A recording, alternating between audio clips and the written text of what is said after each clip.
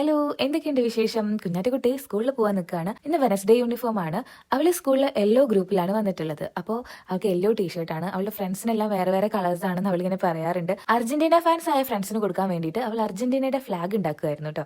ആ സമയം കൊണ്ട് ഞാൻ അവൾക്ക് ടിഫിൻ പാക്ക് ചെയ്യാണ്. ലഞ്ചിന് ചോറ്, വെണ്ടയ്ക്ക, മെഴുക്ക് പുരട്ടി, പപ്പടം, അച്ചാർ ഇതൊക്കെയാണ് ഞാൻ പാക്ക് ചെയ്തത്. പിന്നെ ഈ ഒരു സംഗതി കണ്ടോ, ഇത് ഡ്രൈഡ് വെജിറ്റബിൾസ് ആണ് കേട്ടോ. കുഞ്ഞാറ്റക്കുട്ടി വാങ്ങണം എന്ന് പറഞ്ഞിട്ട് കാക്കു ഇന്നലെ വാങ്ങിച്ചുകൊണ്ട് വന്നതാണ്. നമ്മുടെ വെണ്ടയ്ക്കയും മത്തനും പയറും ബീട്രൂട്ടും ക്യാരറ്റും ഒക്കെ ഇങ്ങനെ ഡ്രൈ ചെയ്ത് വെച്ചേക്കുവാണ്. നല്ല ടേസ്റ്റ് ആണ് കഴിക്കാൻ വേണ്ടിയിട്ട്. ലൈസ് ഒക്കെ കഴിക്കുന്ന പോലെയാണ്. സ്നാക്കിന് കഴിക്കാൻ വേണ്ടിയിട്ട് ഞാൻ ഈ ഒരു ഫ്ലേക്സ് ആണ് കൊടുത്തു വരുന്നത്.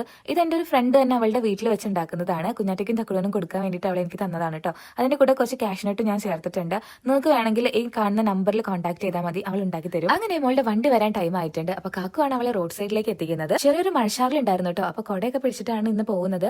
മോൾ ഇങ്ങനെ വണ്ടി കാത്തു നിൽക്കുന്ന സമയത്ത് അപ്പുറത്തെ പറമ്പിൽ 2 മൈനകൾ ഉണ്ടായിരുന്നു കേട്ടോ. അപ്പൊ ഞാൻ അവളുടെ അടുത്ത് പറയായിരുന്നു, പണ്ട് മമ്മിയൊക്കെ സ്കൂളിൽ പോകുന്ന സമയത്ത് ഇരട്ട മൈനേനെ കണ്ടു കഴിഞ്ഞാൽ അന്ന് ഭയങ്കര സന്തോഷമായിരിക്കും, നല്ല മാർക്കൊക്കെ കിട്ടും. ഒറ്റമൈനയാണെങ്കിൽ അന്ന് ടീച്ചറുടെ കയ്യിൽ നിന്ന് അടി കിട്ടും, അല്ലെങ്കിൽ സങ്കടമുള്ള ദിവസമായിരിക്കും, അങ്ങനെയൊക്കെ പറയാറുണ്ടെന്ന് അവളുടെ അടുത്ത് പറഞ്ഞു കൊടുക്കായിരുന്നു കേട്ടോ. ഈ ഒറ്റമൈനയുടെ സംഗതി നിങ്ങളുടെ നാട്ടിലുണ്ടായിരുന്നു? നിങ്ങൾ അങ്ങനെയൊക്കെ എക്സ്പീരിയൻസ് ചെയ്തിട്ടുണ്ടെങ്കിൽ ഒന്ന് കമന്റ് ചെയ്യണേ.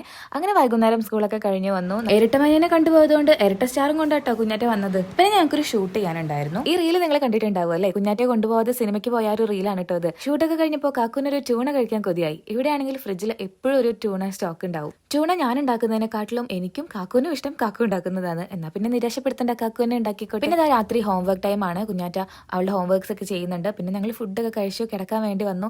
കിടക്കാൻ വന്നു കഴിഞ്ഞാലുള്ള പാടൊന്നും പറയണ്ട. തക്കുടും കുഞ്ഞുവാവിയും ഉറങ്ങാൻ ഒരുപാട് ടൈം ആവും. കുഞ്ഞാറ്റുകുട്ടി ക്ലാസ്സും പഠിത്തമൊക്കെ ആയതുകൊണ്ട് പിന്നെ നേരത്തെ കിടന്ന് ഉറങ്ങിക്കോളും. തക്കുടു ആണെങ്കിൽ അത് ഉറങ്ങുന്നതിന് ശല്യം ചെയ്യാൻ പോകുന്നു. അപ്പൊ വീഡിയോ അത്രയുള്ളൂ. ബൈ.